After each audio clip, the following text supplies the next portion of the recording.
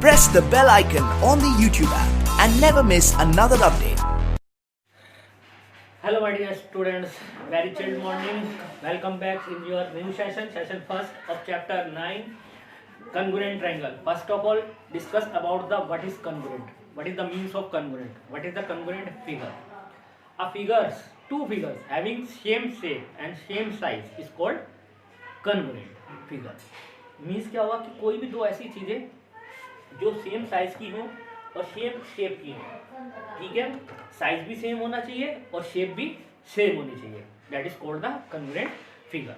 आपने एक equilateral triangle बनाया, दो इक्विलेटरल ट्रायंगल बनाए, दोनों 3 सेंटीमीटर साइज के हैं, ये भी 3 साइड और एक और बना लिया, दिस इज आल्सो DEF, ये भी 3 तो बेटे दोनों की साइज भी सेम है, 3 है, उसका भी 3, और शेप भी देख लो ट्रायंगल ही बन रहा, अदरवाइज और तो कुछ नहीं बन रहा. Is it clear? आपके घर में बहुत सारे ऐसे ऑब्जेक्ट होंगे जिनके साइज और शेप सेम होंगे, जैसे सोफा होगा, सोफा के दो छोटे वाले सोफे जो होते हैं, इज इट क्लियर? दोनों सेम साइज के होते हैं, दोनों सेम शेप के होते हैं, तो दोनों क्या होंगे? कॉन्ग्रुएंट फिगर होगी, दैट इज कॉन्ग्रुएंट फिगर. और भी बहुत सारी ऐसी चीज़ें होंगी जो आपके क्या होंगी? शेप सेम की होगी, शेप साइज की होगी, लाइक दैट. जैसे तुम्हारी मैथमेटिक्स बुक है, ऐसी एक और बुक लियो, सेम साइज की और सेम शेप की, ठीक है, तो दोनों क्या होंगी? That is congruent figure. Is it clear? दोनों कैसी होंगी? That is congruent figure. Page number 163, first box, red box, ये आपने अपनी नोटबुक में करना है, लिखना है आपने. क्या कह रहा है ये? Object which has the same shape and the size are called congruent object. ऐसे सारे ऑब्जेक्ट जिनकी शेप सेम होती है, साइज सेम होती है, that is called the congruent object. And the relation to object being congruent is called congruency. और उसकी properties को क्या बोलते हैं? That is called the congruency property. क्या बोलते हैं? Congruency property. Now last box है इसी में ही. A plane figure X is said to be, दो फिगर्स दे रखे हैं, ये एक्स एंड वाई, एक्स और वाई दोनों सेम है, ठीक है, सेम साइज की है, तो उसने कहा X is said to be congruent to Y and X covers Y exactly. अब एक दूसरे को ढक देते हैं. कॉन्ग्रुएंट वो भी होते हैं ऑब्जेक्ट जो एक दूसरे को ढक दे, साइज सेम होगा, शेप सेम होगी, आप अपनी हथेली को एक दूसरे से ढक देंगे तो क्या होंगी? कॉन्ग्रुएंट फिगर्स होंगी. Is it clear? और कॉन्ग्रुएंट का जो सिंबल्स होता है वो दैट इज एक तिरछा और दो इक्वल. Is it clear? एक तिरछा और दो equal, that is the symbols of congruent two, that is called, that is says the congruent two. क्या बोलते हैं इसे? congruent two.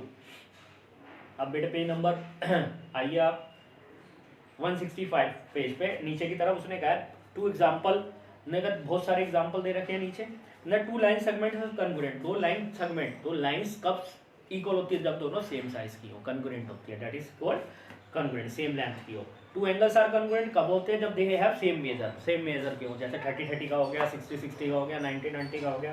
To square and congruent, दो स्क्वायर भी कॉन्ग्रुएंट होते हैं, कैसे? जब उनकी साइड्स भी क्या हो? सेम, तो तभी कॉन्ग्रुएंट हो गए. दो रेक्टेंगल भी कॉन्ग्रुएंट होते हैं जब उनकी लेंथ और विड्थ सेम हो. Is it clear? दो सर्कल भी कॉन्ग्रुएंट होते हैं कब? जब उनकी रेडियस क्या हो? इक्वल. 3 सेंटीमीटर का सर्कल खींच दिया, दोनों की सेम फिगर है, सेम साइज है, that is called the congruent figure. Is it clear? अब यही कॉन्ग्रुएंसी रूल कुछ ट्रायंगल्स में होते हैं कि ट्रायंगल्स को हम कैसे कॉन्ग्रुएंट दिखाते हैं. तो आपके पहली वर्कशीट है, that is first worksheet in which first property use. What is the first property? That is side side side congruency. Side side, ये आपको 9th 10th तक आएंगी, आप पीछे नहीं छोड़ेंगे. That is SSS, side side side, short form में से बोलते हैं हम SS कॉन्ग्रुएंसी. क्या बोलेंगे? SS congruency. कैसे अप्लाई होती है बेटे? This one first triangle ABC and this one is second triangle PQR, in which AB equal हो जाए PQ के. अगर AB इक्वल होगी किसके? PQ के. BC इक्वल हो जाए किसके? QR के. और CA इक्वल हो जाए दैट इज PR के. तीनों साइड्स आपस में इक्वल, तीनों साइड्स क्या हो गई? आपस में इक्वल हो गई. Is it clear? Then by SSS, side. So triangles ABC, that is the sign of congruency. मैंने बताया था, ठीक है, बड़ा करके बनाया था. Congruent to PQR, congruent होगा किसके? PQR के. Is it clear?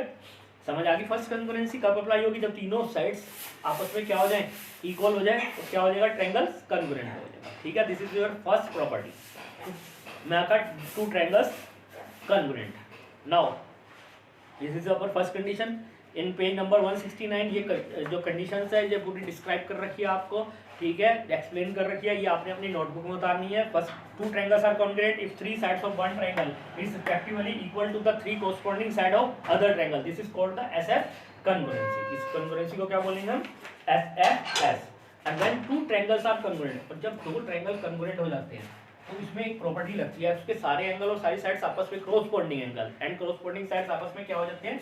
Equal. That property is called the CPCT. That means corresponding part of congruent triangle. Corresponding part of congruent triangle. दो जब ट्रायंगल कॉन्ग्रुएंट हो जाते हैं तो उसके कोरस्पॉन्डिंग पार्ट इक्वल हो जाता है. जैसे ये दो ट्रायंगल कॉन्ग्रुएंट हो गए तो उसके कोरस्पॉन्डिंग पार्ट ए के अकॉर्डिंग इक्वल हो जाएगा कौन? B angle.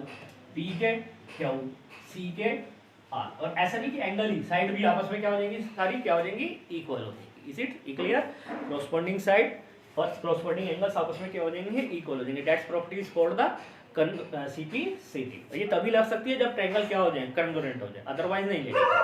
आगे बात समझ में? फिर से एक्सप्लेन कर रहा हूँ. फर्स्ट प्रॉपर्टी एसएसएस, किसी भी ट्रायंगल की दो तीन साइड दूसरी ट्रायंगल की कोरस्पॉन्डिंग साइड्स के क्या होगी? इक्वल हो जाए तो ट्रायंगल क्या हो जाते हैं? कॉन्ग्रुएंट हो जाते हैं. और देन प्रॉपर्टी कौन सी आ जाती है? CPCT. What is the full form of CPCT?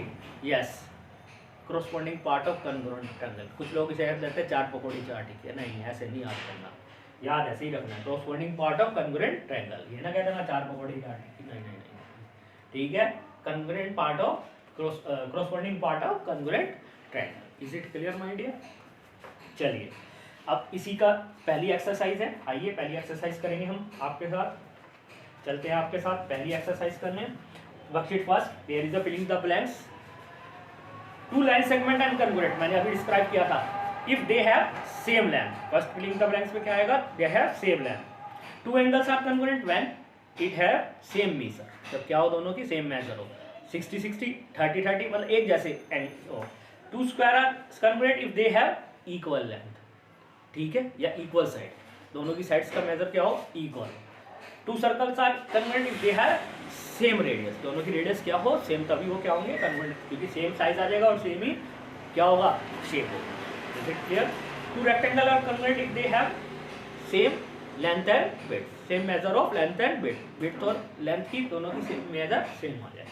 Is it clear my dear? चलिए सेकंड आप ध्यान दीजिएगा, कोई जरूरत नहीं है. थर्ड क्वेश्चन करिए आप.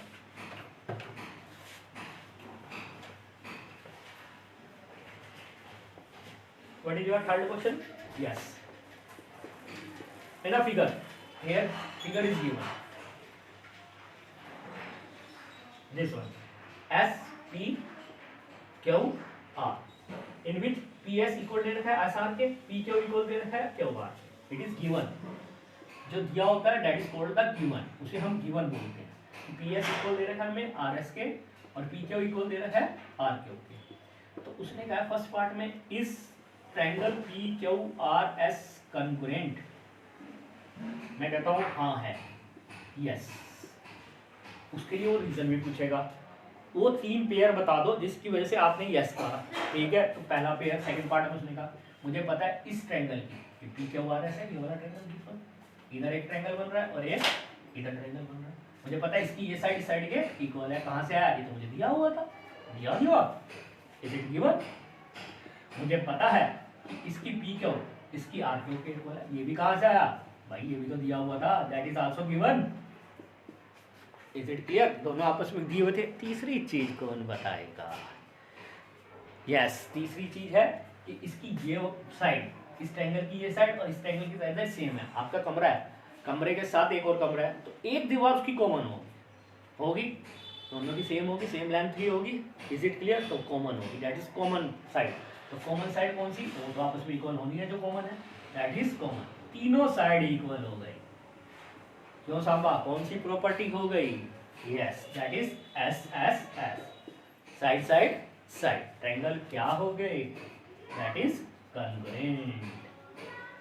हो गया. आपने तीन मैचिंग पार्ट दे दिए एस एस एस प्रॉपर्टी से. अब जब ट्रायंगल कॉन्ग्रुएंट हो गए तो उसके कोरस्पॉन्डिंग पार्ट भी हो गए. तो थर्ड कोरस्पॉन्डिंग पार्ट भी आपस में इक्वल हो गए. कौन सी प्रॉपर्टी थी? That is CPCT. Corresponding part of congruent triangle. उसने कहा तो फिर पी एंगल के कोरोस्पोंडिंग कौन सा एंगल होगा? तो बेटे यहाँ जो ट्रायंगल दे रखी है ना पी क्यू आर आर, उसके ध्यान से देखो पी के साथ कौन है? आर है। तो इस पी के अकॉर्डिंग क्या हो जाएगा? आपने वहां नहीं देखने की, आप यहाँ देखो जो ट्रायंगल दे रखे है उसका नाम देखो, पी के अकॉर्डिंग आर है, क्यू के अकॉर्डिंग क्यू ही है, एस के अकॉर्डिंग एस ही है कोरोस्पोंडिंग। तो पी के कोरोस्पोंडिंग आर है, तो एंगल पी के कोरोस्पोंडिंग एंगल आर इक्वल होगा। अगर वो रीजन पूछ लेता क्यों, तो क्या रीजन लिख देंगे? दैट सीपी सीटी। हालांकि रीजन नहीं पूछा, मैं फिर भी बता रहा हूँ, that is a corresponding part of congruent triangle. Is it clear? I hope you understand all these questions. समझ आ गई होगी कॉन्ग्रुएंट किसे कहते हैं, सब कुछ किसे कहते हैं। So in next session we discuss further question of this chapter, that is congruent triangle. Is it clear? Till then, thank you very much.